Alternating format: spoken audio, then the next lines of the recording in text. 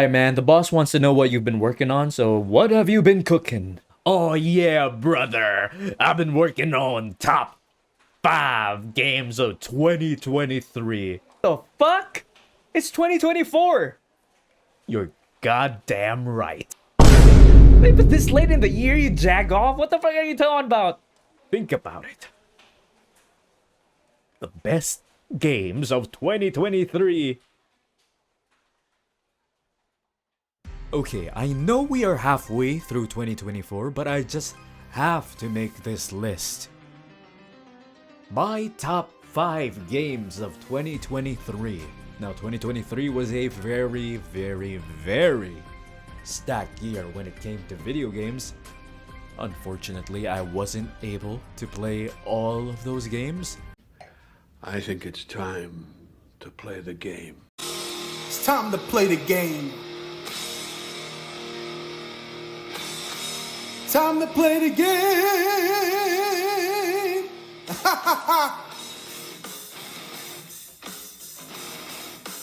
However, I did play a lot of amazing games, and hoo boy!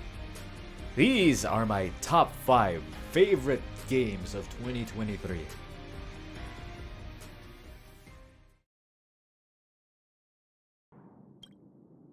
Found some strange items. Relics. Relics. Relics. What the? These are relics.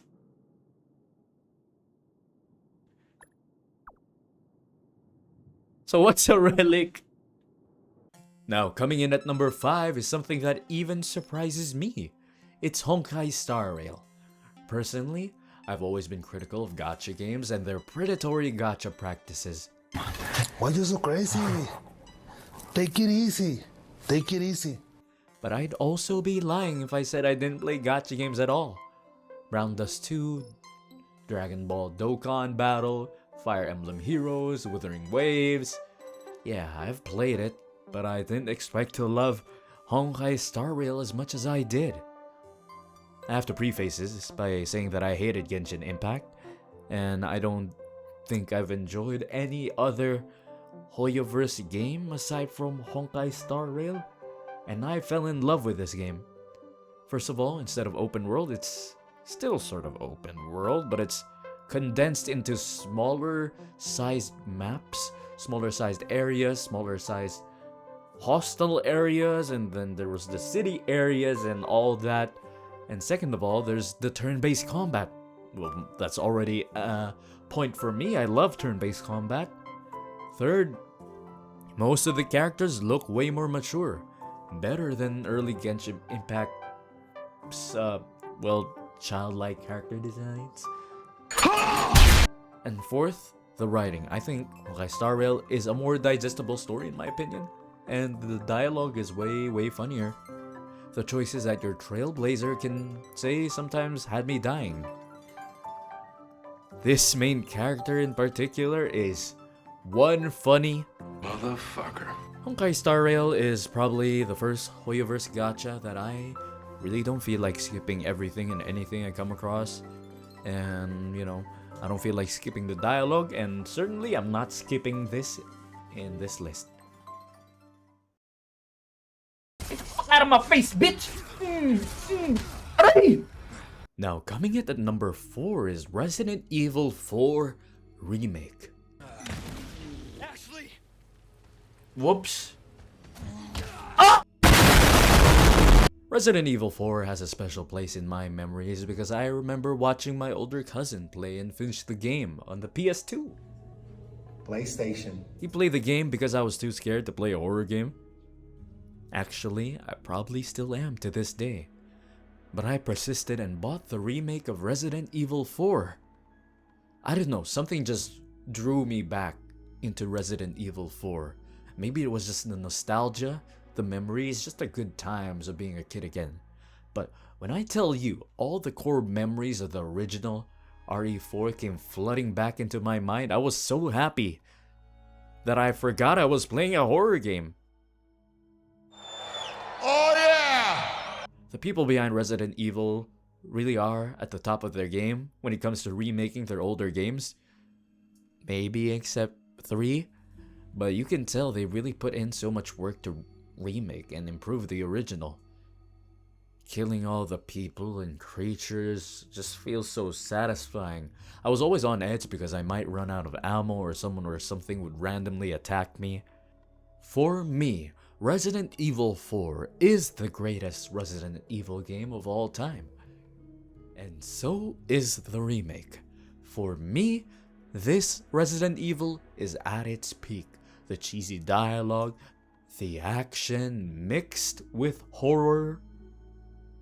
This game is beautiful and deserves the 4 slot.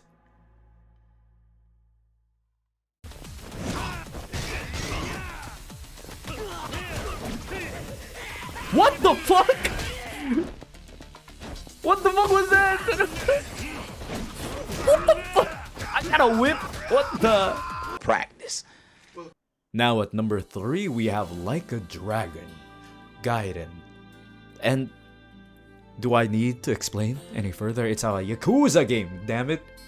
It's a side story, but for me it really should be treated like a main line installment because this game is so fun. Probably the best of the Yakuza games and probably the swan song of the combat, the brawler style combat we have for the main Yakuza games.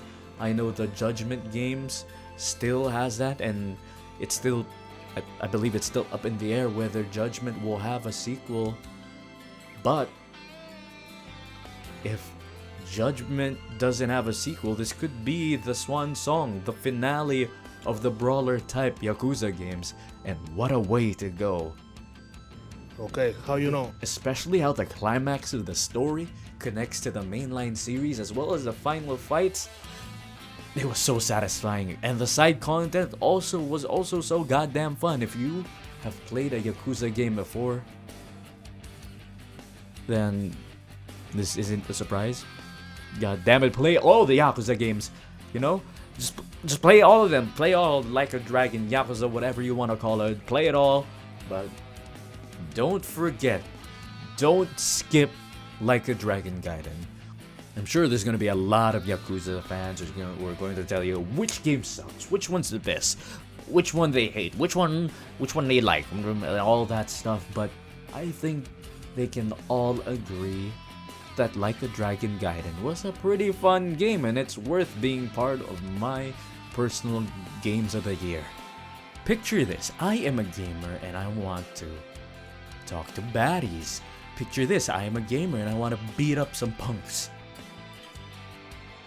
This game has it all, and that's why it's in the top 3 of the best. The best, the best, the best, the best, the best, the best. You filthy defect! Damn. Ooh. Fail. Now coming in at number 2 is Fire Emblem Engage. Anybody who knows me knows I love Fire Emblem. Oh shit! And if there's any game that represents Fire Emblem as a whole, it's probably this. This is probably the closest you can get to how to represent Fire Emblem in such a goofy manner. But I mean it goofy in a good way. This game is goofy as fuck. Just look at some of the conversations that these people have. You are, how to put it, as lovely as a delicate blossom in a soulmic oasis. That's a little Soulmic better. Oasis. So, am I the cutest you've ever seen? Oh, no, definitely not. What? I'm sorry. What? It was delicious. Thanks so much. Could you look me in the eyes, please? Sure. Sure. Perfect. Keep on looking right at me. You have such an intense gaze. Tell me what you're feeling in this Ayo. moment. Nothing much, really. I'm, Jean. Should I really be here? I'm Ike of the Grail Mercenaries. Oh my god. Now I'm pretty much a noob when it comes to Fire Emblem. So far, I've only played Sacred Stones, Three Houses, and aside from this game, the Fates games. Three Houses being my first ever main Fire Emblem game, and I believe I have at least 500 or 600 hours in the game because I really love Fire Emblem Three Houses. And going into this game, I was so surprised at how different it was and how unserious it is, but it works in the favor of the game. It's just a very feel-good game in my opinion. A very stupid in a good way and so fun of an experience. The combat in this game is probably the best the series has to offer in my opinion. But you know, remember that I've only played a few Fire Emblem games. I haven't played every game there is yet. I have to say I enjoyed it, and it came out like early in the year, so even as I've played all bunch of games in 2023, Fire Emblem Engage still stayed close to my heart, and it's one game that I am definitely going to go back and play again someday. Maybe do an Iron Man run or something. This game is just, the possibilities are endless. Did I mention a lot of major characters from past Fire Emblem games are here as these sort of bond rings where you can summon them, and it has everything. It has everything a Fire Emblem could offer. Romances are here. Very questionable romances are also back. Okay, it's very hard to defend a Fire Emblem game to a non-Japanese audience, but the combat, just you know, just pay attention to the combat.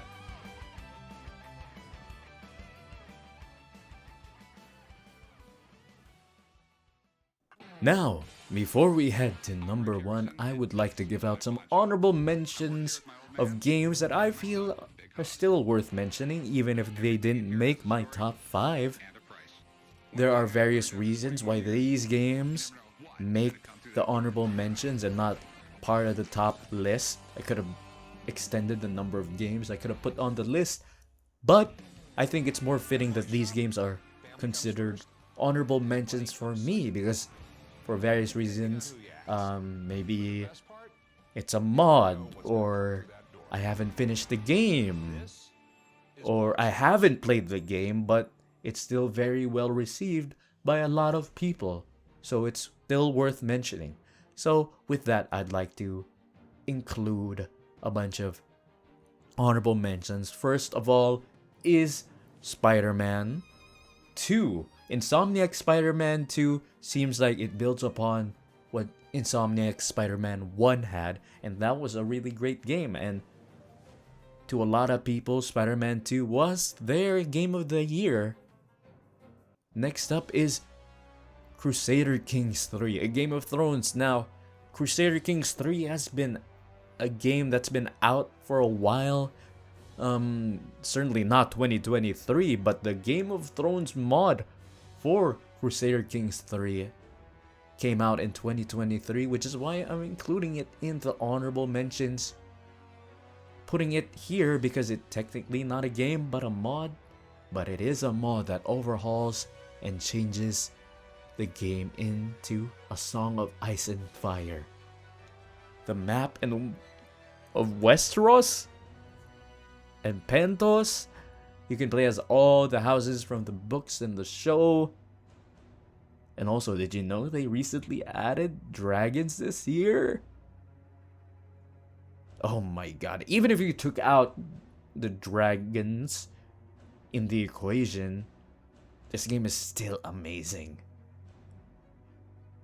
You can play as all your favorite characters from the Song of Ice and Fire universe. You could make them the ruler of the Iron Throne, Pentos, Beyond the Wall, North, South, East, West, wherever. Another honorable mention is Sea of Stars. Now, I did not finish that game, but from what I've played, it really is a beautiful game. Like, it looks beautiful, it sounds beautiful, the combat is fun. Turn-based combat, but you know, it's fun, very interactive as well. And the story is really interesting, though I haven't finished the game yet, so I don't have an overall opinion on the story, but it's still worth talking about, and I'm sure it's on a lot of people's Game of the Year lists. Next honorable mention I'd like to talk about Legends of Zelda Tears of the Kingdom. Since earlier I talked about how Insomniac's Spider-Man 2 built upon Spider-Man 1, Tears of the Kingdom does the same with its predecessor, Breath of the Wild. I enjoyed Breath of the Wild and finished that game, so when Nintendo was going to release Tears of the Kingdom, I was like, hell yeah, I'ma play it. Even though I haven't finished it yet, I have to say it's an impressive improvement over Breath of the Wild. It took everything good about Breath of the Wild and built upon that. I mean, yes, we still have breakable weapons, but now in Tears of the Kingdom, they added this building mechanic that makes the breakable weapons mechanic work, because you can fuse items with the weapons and it makes it stronger.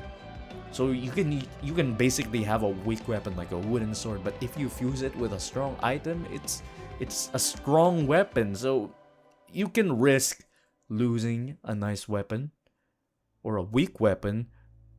Basically every weapon can be disposable as long as you have a good thing to fuse it with, and you can still be a killing machine. The building mechanics were so fun. It's not just limited to weapons. You can use it for a lot of objects in the game. It's so interactive that way that even if Tears of the Kingdom is essentially the same map as Breath of the Wild, like the mainland, I know they added the overland and the under or the below, the dark land below. It's still an amazing game. It still feels like a new game if you just had the main area and not the other areas at the top and bottom. It's still an amazing game because the building mechanic adds so much interactivity to the game that it basically changes everything. And everything you love from Breath of the Wild is here. The puzzles, enemies, riding across the map with your horse, discovering the new things. The sense of wonder is something that I don't really get to experience with a lot of open world games anymore. I feel a lot of them are very formulaic. Or if they're not formulaic, they're very, I don't know. It's hard to describe it. But Tears of the Kingdom has this sense of wonder that I haven't felt in a long time. It would have probably squeezed its place in top 5 if I had finished the game, but since I haven't, it's here in honorable mentions. Ano mangyayari mo kung itutulak mo? Pwede mo mag-reroll? Reroll mo na. May 3 inspiration pa naman ako. Sige, okay lang. May approval ako nung sa akin. Puta, kulang ng isa, 14. Sige, okay lang. Okay lang na mo. naubos Yun, 19. Nice. Let's go. Tara, let's go!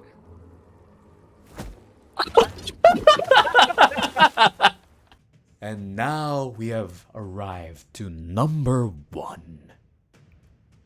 Is anyone going to be surprised about my pick for number 1? It's Baldur's Gate 3. Baldur's Gate 3 is undeniably my game of the year, and I would go as far as to say that it is undeniably the game of 2023. You could argue that it's probably, Spider-Man 2 or Hogwarts Legacy. Diagonally.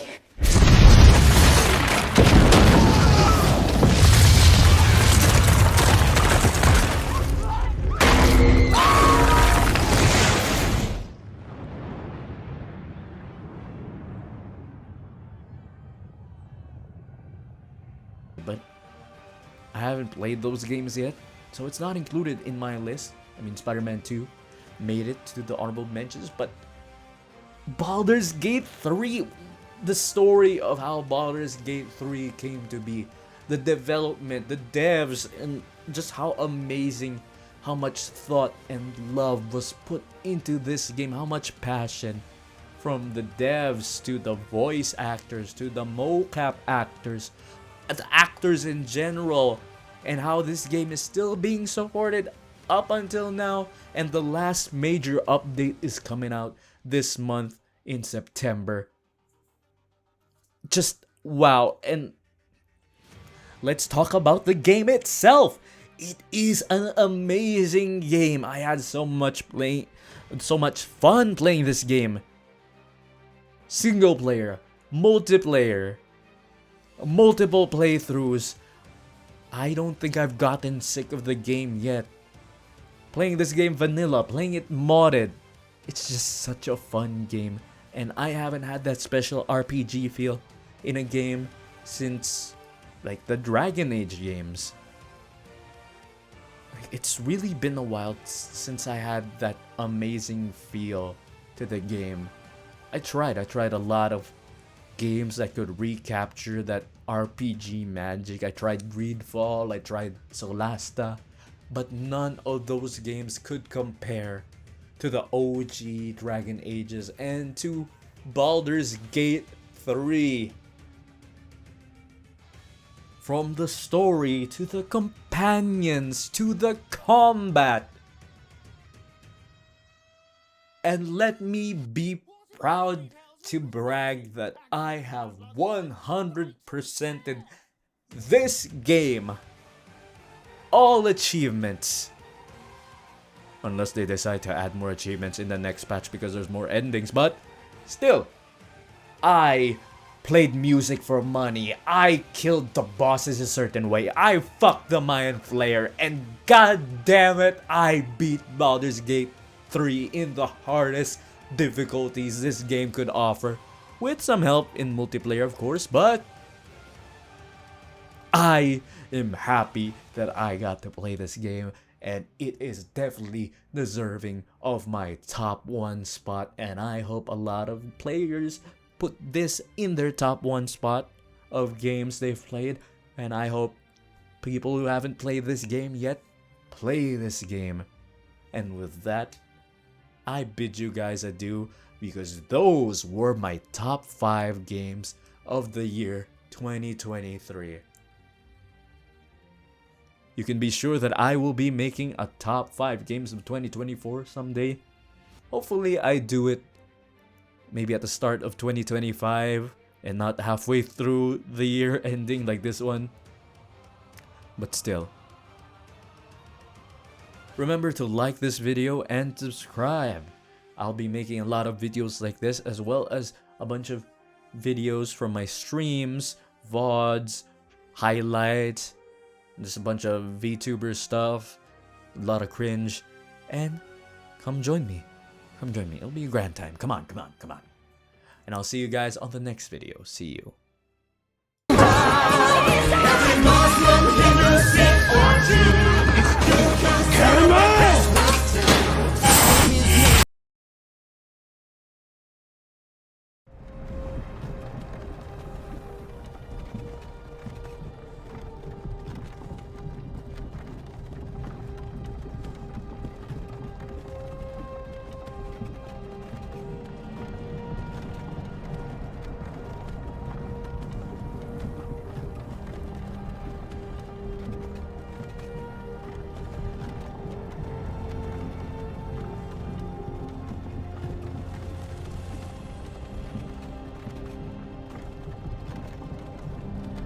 Hey, you. You're finally awake.